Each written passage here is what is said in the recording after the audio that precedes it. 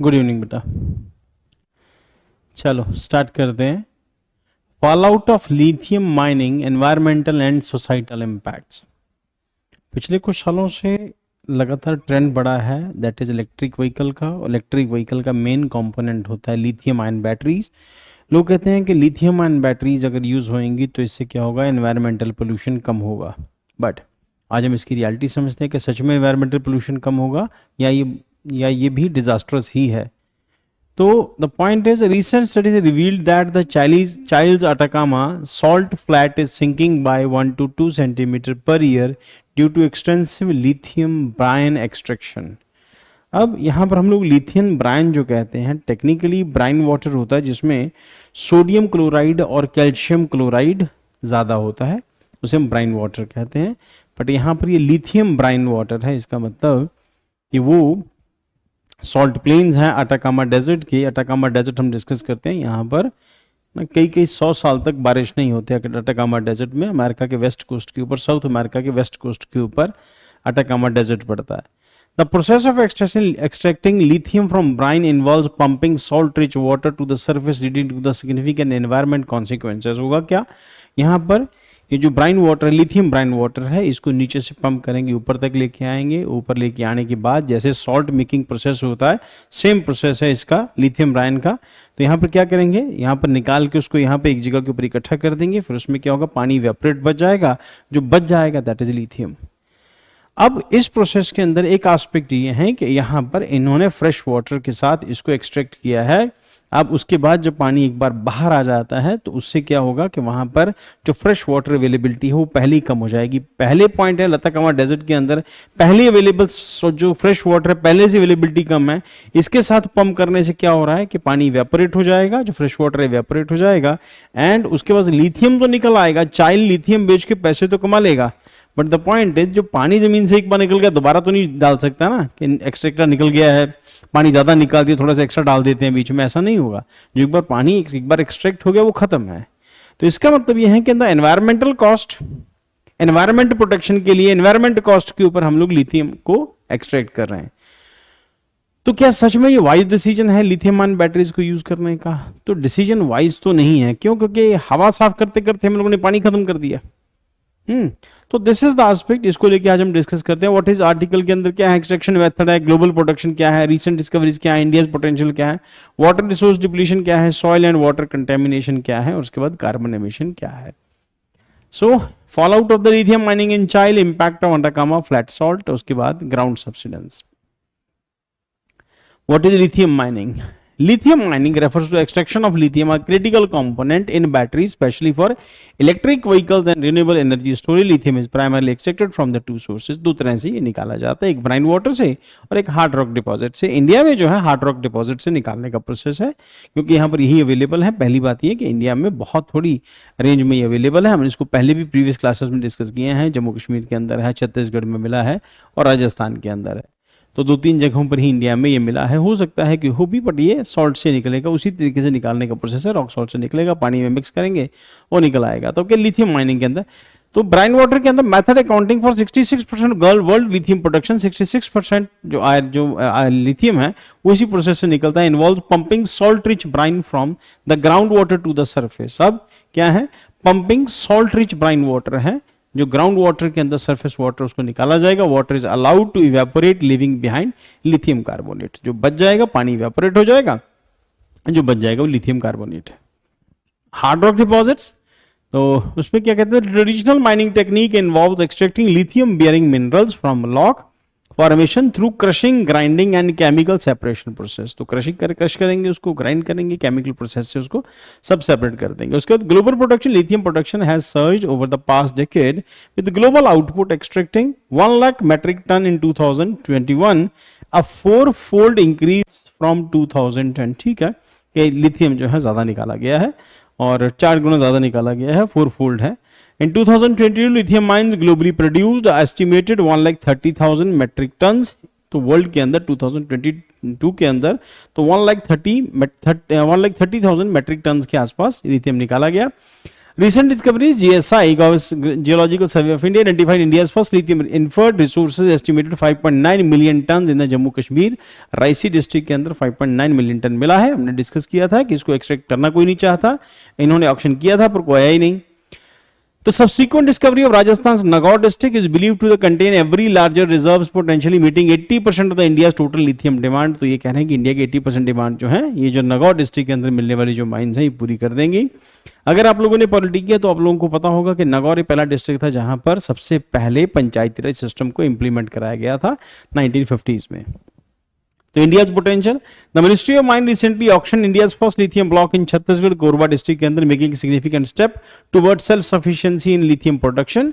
उसके बाद environmental challenge posed by lithium mining. अब यहां पर सबसे बड़ा एनवायरमेंटल चैलेंज क्या है, extracting 1 ton of lithium requires approximately 5 lakh 5 lakh liters of water, leading to the significant depletion of water resources, particularly in arid regions like Chilis Atacama Desert. 1 ton lithium निकालने के लिए लगभग आपको 5 लाख लीटर पानी required होगा, जो फ्रेश वाटर होगा. जो 5 लाख लीटर पानी निकाल के उसको लिथियम को साफ करेंगे, इवेपोरेट होगा, जो बच जाएगा सॉल्ट है. जैसे ओशंस के अंदर से हम लोग सॉल्ट निकालते हैं, क्या करते हैं, वही ब्राइन वाटर इकट्ठा करते हैं, एक जगह के ऊपर इकट्ठा होता है, उसके बाद पानी इवेपोरेट हो जाता है, बच जाता है, वो सॉल्ट है. तो यहां पर भी यही है. The water used can adversely affect the local communities ecosystem, reduces the availability of water for other essential needs. लोगों की जेब में पैसा तो डाल दोगे, तो पैसा पिया थोड़ी जा सकता है, या पैसा खाया नहीं जा सकता. तो चाइल्ड की गवर्नमेंट के पास पैसा तो आ जाएगा, but the point is local resources, जो वाटर, जो पहली वाटर की स्कार्सिटी है वहां पर उसकी अवेलेबिलिटी कम हो जाएगी. तो ये तो डेंजरस है, और ज्यादा डेंजरस है ये.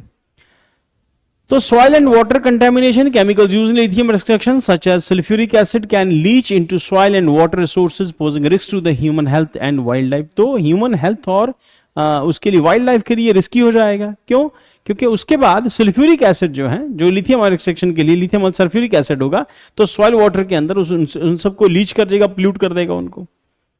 ठीक, उसके बाद contaminated water can disrupt local agriculture, harm the biodiversity affected reasons. Obviously तो उसके एरिया के अंदर जो बायोडाइवर्सिटी उसको भी इफेक्ट करे. तो क्या सच में इन सबको पढ़ने के बाद सच में आप लोग लग रहा है कि क्या लिथियम सच में फ्यूचर है?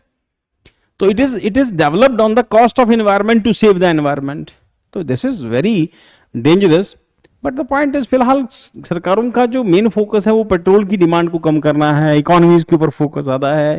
ह्यूमन लाइफ भाड़ में जाए, सरकारें भी बॉदर नहीं कर रही, कंपनीज बॉदर नहीं कर रही.